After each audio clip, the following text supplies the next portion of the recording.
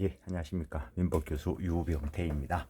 자, 우리가 그 송득수 교수님 교과서로는 자연채무에 대해서 앞에서 봤습니다. 여기서 간단하게 정리를 해놨는데, 자연채무라는 것은 채무자가 임의로 급부 이행행위를 하지 않는 경우에 그런 경우라도 채권자가 그 이행을 서로서 구하지 못하는 것을 말한다. 개념은 그렇게 정의하고, 발생하는 것으로서 더 이상 임의로 지급할 것을 약정한 경우, 더 이상 뭐 지급하게 됐으니까 그 뭐 소송으로 청구할 수 없다 이런 거고, 채권자가 승소 판결을 받은 후 서로를 치하해 버린 경우, 그래서 승소 판결을 받고 난 뒤에 소치하하면은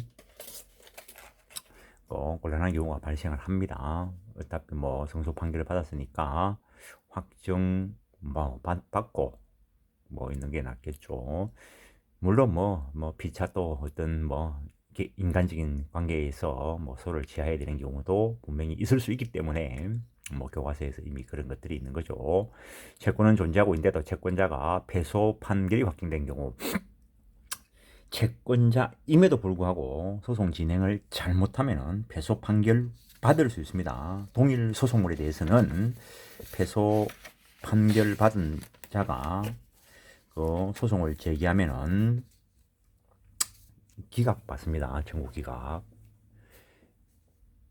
파산 절차에서 면책된 채무모, 그다음에 뭐 화의에서 일부 면제된 채무, 그다음에 도덕상의 의무, 불법 원인 급여의 반환 청구, 그다음에 사무관리의 보수 청구권 이런 것들이 있다. 뭐 견해 대립이 있는 부분이 있습니다. 자연 채무의 효력, 임의로 변제하면은 수령할 수 있는데, 그렇다 하더라도 그거는 증여가 아니고 변제를 받는 거고, 자연 채무를 기출해서도 뭐 상계할 수 있고 뭐 경계할 수도 있고 대물 변제 예약할 수 있고, 그다음에 준소비대차 계약을 체결할 수 있다. 자연 채무도 일단 법상 채무 인근은 맞다는 거죠. 일반적인 채무하고는 효력의 차이가 있는 거다. 뭐 그 정도. 자연 채무를 피담보로 하여 뭐 담보 설정할 수도 있다는 거. 그 정도 하시고, 이제 채무 불이행 보시는데 여기서는 다 그냥 간단한 목차만 잡아 놓은 거다라고 했습니다. 송두수 교수님 교과서 107페이지를 보시면은 107페이지 채무 불이행해서 먼저 채무 불이행에 대한 총설적인 이야기를 하고 있습니다. 107페이지 채무 불이행이라 하면 채무자에게 책임 있는 사유로 채무의 내용에 조천 이행이 이루어지지 않고 있는 상태를 통틀어서 일단은 채무 불이행이다라고 한다라는 거. 이러한 채무 불이행이 있으면은 손해배상 청구권 등의 법률 효과가 발생한다. 즉 채무 불이행도 법률 요건이다라는 거죠. 작은 글씨는 한번 읽어보시는 거고, 그럼 채무 불이행에는 어떤 유형이 있는가?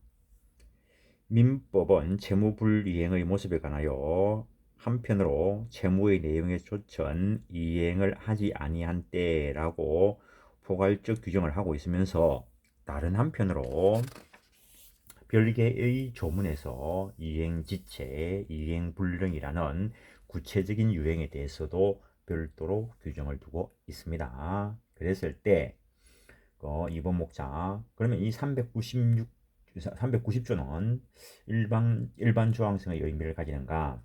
390조가 채무 불이행에 관한 일반 조항인지에 관하여 견해 대립이 있는데, 그냥 긍정설에 따라서 그냥 간단하게 보십시오. 이제 연구를 하실 분들은 뭐 주변에 있는 이런 것들 다 읽어보시고 하는 거고, 109페이지 채무불이행의 유형 해놓고 그 학설에 채무불이행 유형에 관해서 이행지체, 이행불능, 불완전 이행, 뭐 요 세 가지는 일단 다 인정합니다.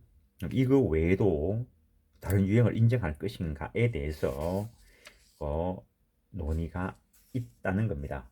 그러면서 110페이지 보시면은 독일 민법에 대한 이야기도 하고 있고, 111페이지 보시면은 송덕수 교수님의 생각도 정리를 해 놓으셨습니다. 그냥 112페이지 결론적으로 그 표 위에 요컨대 채무불이행의 유형으로는 이행지체, 이행불능, 불완전이행, 불완전급부, 기타의 행위 의무 위반 이렇게 정리를 하신다는 겁니다. 그 표도 한번 그려놓으시고 판례를 소개하고 있습니다. 114페이지 이행거절에 관하여 이행거절에 대해서 별도의 독립된 채무불이행의 유형으로 볼 것인가에 대해서 논의가 있는데, 일단 교수님 교재를 한번 보시면은 저자는 이행거절을 독립한 채무불이행 유형으로 인정하지 않아야 한다는 입장이다. 그렇지만은 판례를 한번 살펴보자 이겁니다. 이행기 후의 이행거절, 이행기 후의 이행거절은 이행지체의 유형에 포섭할 수 있습니다. 이행기 후에 이행 가능함에도 불구하고 뭐 내 이행 안 하겠다, 이행 거절을 했다면 이미 이행 거절을 해버렸으니까 명확하게 이행 거절을 했다면 이행을 최고할 필요 없이 해제할 수 있다로 처리합니다. 그 해제와 관련되는 것들은 채권법 각칙 계약 쪽에서 설명이 되는 부분입니다. 그러면은 이행기 전의 이행 거절을 어떻게 처리할 것인가? 동그라미 1번 보시면은 부동산 매도인이 중도금 수령을 거절하였을 뿐만 아니라, 중도금 이야기 나오니까 부동산 매매 계약은 체결되었다는 거죠. 계약금의 약정이 있었는가, 계약금의 지급이 있었는가, 그런 건 신경 쓸 필요 없고, 일단 여기서는 부동산 매매 계약은 체결되었고 중도금 수령을 거절하였을 뿐만 아니라 계약을 이행하지 아니할 의사를 명백히 표시한 경우라면 매수인은 신행서행실의 원칙상 소유권 이전 등기 의무 이행기까지 기다릴 필요도 없이 이를 이유로 매매 계약을 해지할 수 있다. 이렇게 판결을 내린 것이 있는데, 이 판결을 두고 대부분의 학자님들이 이행기 전의 이행 거절을 판례는 독자적인 채무불이행의 한 유형으로 보는 듯하다, 이렇게 평가를 하고 계십니다. 그래서 이행기 전의 이행 거절, 이 경우에 판례는 독자적인 독립된 채무불이행의 한 유형으로 보는 듯하다, 그렇게 하시는 평가를 하시고, 그 다음에 이행 거절이 철회되면 어떡할 거냐? 이행 거절이 적법하게 철회됐으면 계약 관계가 그대로 존재하는 거죠. 그래서 이행 거절의 의사표시가 적법하게 철회된 경우라면 그 상대방으로서는 자기 채무의 이행을 제공하고 상당한 기간을 정하여 이행을 최고한 후가 아니라면 채무불이행을 이유로 해지할 수 없다. 즉 일반적인 채권 채무 관계에 있어서 이행 거절을 처리했다면 그 채권 채무 관계가 원래대로 적법하게 처리했다면 원래대로 존재하는 것이니까 원래의 기본 법리가 그대로 적용된다는 것입니다. 그 다음에 115페이지에 채무불이행의 요건과 효과, 결과를 놓고 일반적인 이야기를 먼저 하고 있습니다. 채무불이행의 요건, 공통적인 요건, 이렇게 하는 이유가 채무불이행 유형 전부 다에 공통적으로 필요한 요건을 이야기하는 것입니다. 민법은 이행불능에 관해서만 채무자의 유책사유, 기책사유를 명문으로 요구하고 있다. 그러면 다른 채무불이행, 즉 이행지체, 불완전이행, 기타의 행위 의무 위반에 대해서도 이 기책사유가 필요한가에 대해서 생각을 해봐야 되는데, 학설과 판례는 일치하여 채무자의 귀책사유가 필요하다라고 보는 것이 일반적인 것이라는 겁니다. 일단 유책사유, 기책사유 이렇게 쓰고 있는데, 예전에는 교수님들이 그냥 기책사유 했는데 우리 송덕수 교수님은 약간 구별하고 계시다는 거죠. 밑에 세 줄을 보시면은 채무자의 귀책 사유는 채무자의 고의가실보다는 넓은 개념이다. 채무자의 법정 대리인 또는 이행 보조자의 고의가실이 채무자의 고의가실로 간주되기 때문이다. 요 391조도 상당히 중요하기 때문에 별도의 시간을 내어서 할 것이고 뒤에서 살펴볼 것입니다. 그래서 116페이지 보시면은 유책 사유, 기책 사유 교수님께서 유책 사유라고 쓰는 이유를 약간 서술하고 계십니다. 저는 뭐 입에 붙은 대로 그냥 기책 사유라고 읽을 겁니다. 채무불이행의 위법성이 채무불이행의 공통적인 요건인가에 관해서 대부분 검증한다라는 거. 한 4-5줄 내려오면 6줄 내려오면은 논리적으로 볼 때 위법성의 판단은 채무자의 고의가실과는 일단 구별되어야 한다. 또 고의가실이 있는 경우와 위법성이 인정되는 경우가 불일치할 수 있으므로 그래서 기본적으로 위법성이 공통적인 요건으로 들어간다는 것에 대해서 그 은혜를 따른다는 거죠. 채무불이행의 요건으로서의 위법성은 각각의 채무불이행에 있어 구비하여야 하는 적극적인 요소가 아니고 위법성 조각 사유가 없다면은 위법하다고 평가되는 소극적 요건이다. 그래서 채무자가 자기 채무 이행기가 되었음에도 불구하고 적법하게 이행을 거절할 수 있는 경우가 있다는 거죠. 쌍무계약이라면 부동산 매매 계약을 체결했을 때 매도인이 넘겨주기로 한 부동산에 대해서 인도와 등기를 이전하지 않고 매매 대금 내놔라 라고 하면은 매수인은 너가 부동산에 대한 권리를 넘겨줄 때까지 나도 돈 못 주겠다. 그렇게 적법하게 동시행항변권을 행사할 수 있다라는 거죠. 그 다음에 라디오 수리를 맡겼을 때 수리비는 안 주고 고치는 라디오를 달라라고 이야기하면은 그때 그 수리센터 아저씨는 너가 수리비 줄 때까지 못 주겠다. 적법하게 유치권을 행사함으로써 물건 인도 거절할 수 있다는 거죠.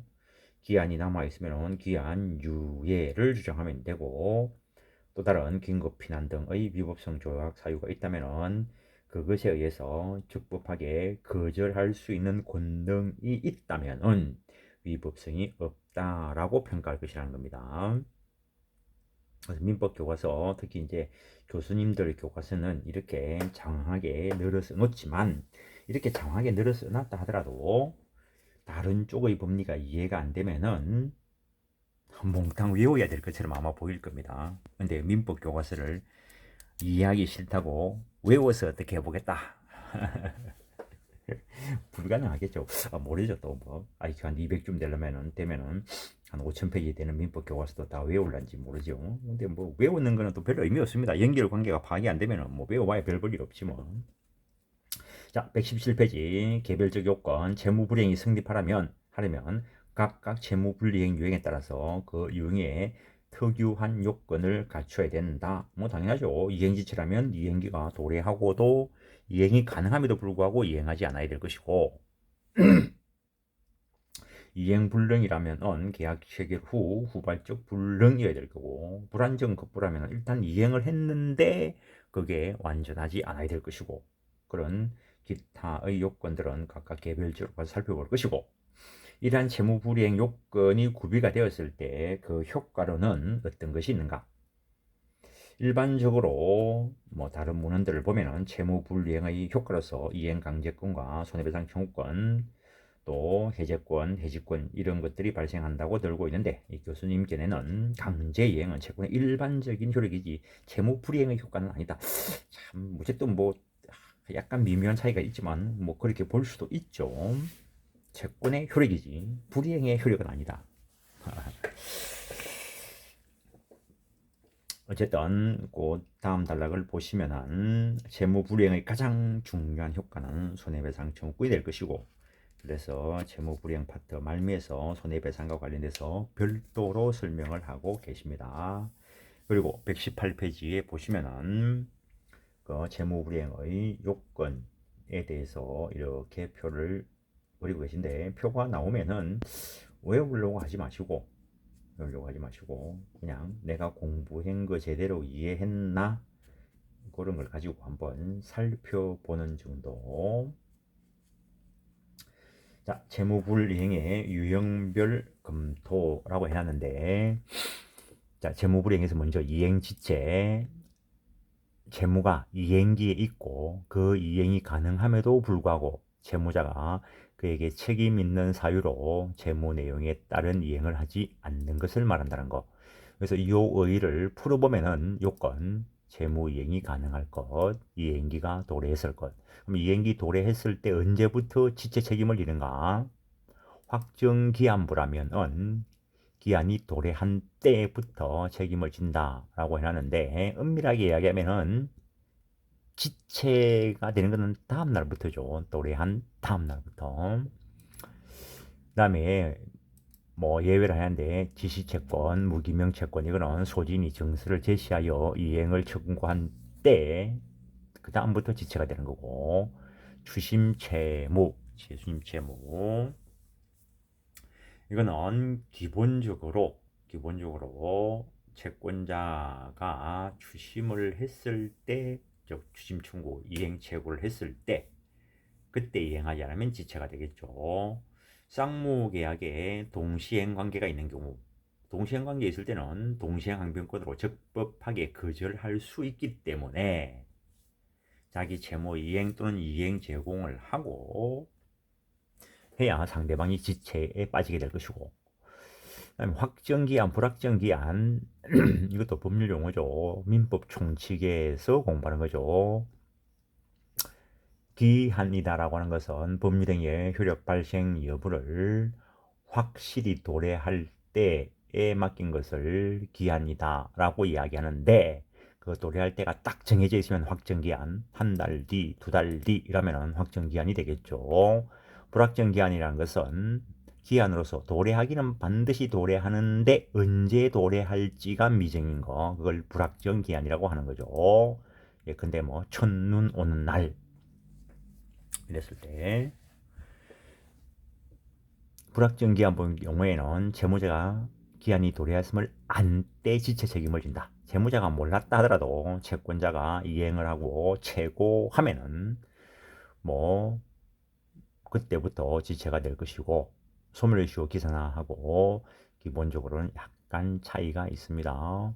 불확정 기한보다도 소멸이슈 기산쯤은 객관적으로 도래한 때부터 기산한다는 거. 그래서 민법 총칙에서 공부하는 소멸이슈의 기산점과 채권법 총론에서 공부하는 그 이행기 그 기산점의 차이가 있다는 것 정도. 그럼 기한의 정함이 없는 채무는 원칙적으로 채권자가 이행하라고 이행 청구 최고했을 때부터 지체 책임을 진다라는 거. 물론 지체라는 거, 지체 책임을 지는 것은 다음 날부터 책임을 집니다. 반환 시기에 정함이 없는 소비대차의 경우에는 법조문에 상당한 기간을 정하여 최고하고 그 기간이 경과된 때부터 지체 책임을 질 것이고, 불법 행위는 원칙적으로 불법 행위 당시부터 지체 책임을 집니다. 그 정도 하시고, 기한 이익 상실된 채무 교수님 교과서를 보면서 상세하게 말씀을 드릴 건데, 내 교과서는 이게 민법 총칙 기한과 관련되는 쪽에서 세부적으로 설명이 있습니다. 그 다음에 채무자에게 귀책 사유가 있어야 된다 라는 거. 그 다음에 그때 이행하지 않은 것이 적법하지 않아야 된다, 즉 위법해야 된다. 그랬을 때 이행지체의 효과로서 이행을 강제할 수 있고, 그 다음에 지연배상, 지연배상이라는 것이 결국에는 지연에 대한 손해배상입니다. 그리고 그 원래의 채무에 가름한 손해배상, 그것을 전보배상이라 하고, 그다음에 책임 가중과 관련되는 요건이 있고 일정한 경우에 계약 해제권이 인정됩니다. 이러한 이행지체가 종료되는 때는 채권 자체가 소멸했을 때, 채권자가 채무자의 지체를 면제했을 때, 또는 이행 제공을 했을 때, 지체 후 이행 불능이 되어버리면 이제는 이행 불능의 법리에 따라서 처리를 합니다. 그래서 기본적으로 이행 지체와 관련되는 목차 정도를 정리를 했습니다. 했는데 이번 시간은 요 정도만 하고 잠깐 쉬었다가 이거 교수님 교과서를 가지고 보면서 이거 설명을 하도록 하겠습니다. 네, 이번 시간은 여기까지 하겠습니다. 수고하셨습니다.